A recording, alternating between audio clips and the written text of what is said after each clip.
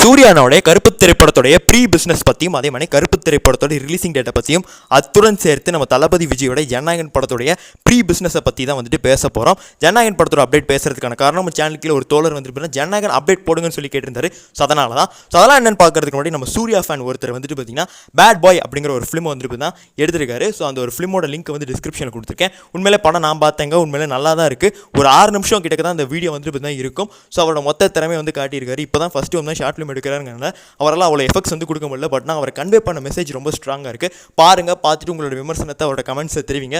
So அவரும் grow பண்ணணும் அப்படிங்கிற ஒரு நோக்கத்தை தான் வந்துட்டு பண்ணுறோம். ஸோ பிடிச்சிருந்தா பாருங்கள், லிங்க் டிஸ்கிரிப்ஷன் இருக்குது. எனக்கான வீடியோக்கள் வந்து நம்ம வந்து போயிடலாம். ஸோ ஜனநாயகன் அப்டேட் அப்படி சொல்லி கேட்கும்போது வேறு லெவலில் வந்து தான் ஜனநாயகனோட ப்ரீ பிஸ்னஸ் இருக்குன்னு தான் சொல்லணும். புஷ்பா 2 ப்ரீ பிஸ்னஸே வந்துட்டு பார்த்தீங்கன்னா தாண்டி தான் தளபதியோட மார்க்கெட் வந்துட்டு இருக்குது.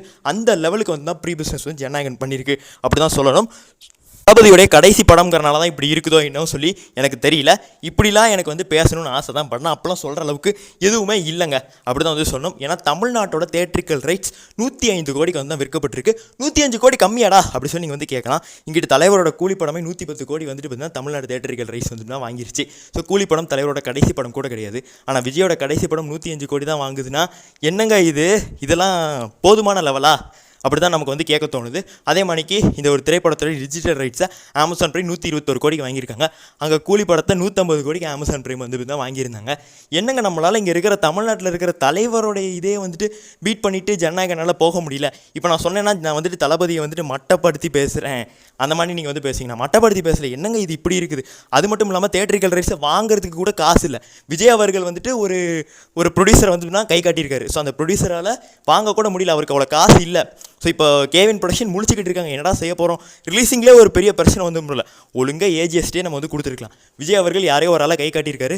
பட் அவர் வந்துட்டு இப்போ ஃபெயில் பண்ணிட்டார். இப்போ என்ன பண்ண போகிறாங்கன்னு சொல்லி தெரில. செம்மையான ஒரு டிசப்பாயின்மெண்ட் ப்ரொடக்ஷன் டீமுக்கு வந்து ஏற்பட்டிருக்கு அப்படி தான் வந்து சொல்லணும். பட் ஆனால் கேவின் ப்ரொடக்ஷனை குறை சொல்லக்கூடாதுங்க. பிரம்மாண்டமான ஒரு ஆடி லான்ச்சை மலேசியாவில் செட் பண்ணியிருக்காங்க. 85,000 1 லட்சம் பேர் வரைக்கும் அந்த ஸ்டேடியமில் வந்துட்டு இருக்கலாமா.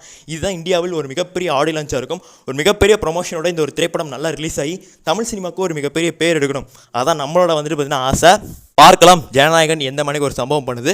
ப்ரீ பிஸ்னஸ் ரேட் வந்து தான் பார்க்கும்போது பெரிய ஹைப் இந்த ஒரு திரைப்படத்திற்கு இல்லை அப்படி தான் என்னோட பாயிண்ட் ஆஃப் வியூவில் சொல்ல முடியும். ஏன்னா தமிழ்நாட்டில் இருக்கக்கூடிய ஒரு உச்ச நடிகரையே இவரால் முந்த முடியல, ரஜினிகாந்தை. இதில் என்னது? ஸோ இந்த கேள்விக்கு நீங்கள் தான் வந்துட்டு பதில் சொல்லணும். ஸோ அப்படி சொல்லிட்டு இப்போ கருப்பு அப்டேட்டுக்குள்ளே போகலாம். கருப்பு திரைப்படத்தோடைய ஓடிடி ரைட்ஸ் 96 கோடிக்கு வந்துட்டு பார்த்திங்கன்னா விற்கப்பட்டிருக்கு. ஸோ தமிழ்நாடு தேட்டரிக்கல் ரைட்ஸ் பேசப்பட்டுக்கிட்டு இருக்குது. ஸோ கிட்டத்தட்ட வந்துட்டு பார்த்திங்கன்னா அதுவும் இன்னும் கொஞ்சம் நாட்களில் வந்து விற்கப்படும் அப்படிங்கிற மணிக்கு தகவல் கிடச்சிருக்கு. ஓவர்சீஸ் ரைட்ஸை விற்றுருக்காங்க, பட் எவ்வளோ ரேட்டுக்கு விற்றுருக்காங்கன்னு சொல்லி தெரியல. ஸோ அப்டேட்ஸ் வந்து தான் தொடர்ந்து வரும். ஸோ ரிலீசிங் டேட் ஜனவரி 23. ஸோ அன்அஃபிஷியலாக இப்போ வரைக்கும் கன்ஃபார்ம் ஆயிடுச்சு. கூகுளில் கூட கூகுள் பண்ணி பாருங்கள், அந்த டேட் தான் வந்துக்கிட்டு இருக்குது. ஸோ கொஞ்ச நாள் அந்த ஜனவரி 23 நமக்கு ரிலீசிங் டேட்டாக சொல்கிறதுக்கும் வாய்ப்புகள் இருக்குது. ஸோ எந்த டேட் ரிலீசிங் டேட் சொன்னால் நல்லாயிருக்கும், உங்களோட கருத்து ஏதாவது இருந்தால் கமெண்ட்ஸில் பதிவு பண்ணிடுங்க. நன்றி, வணக்கம்.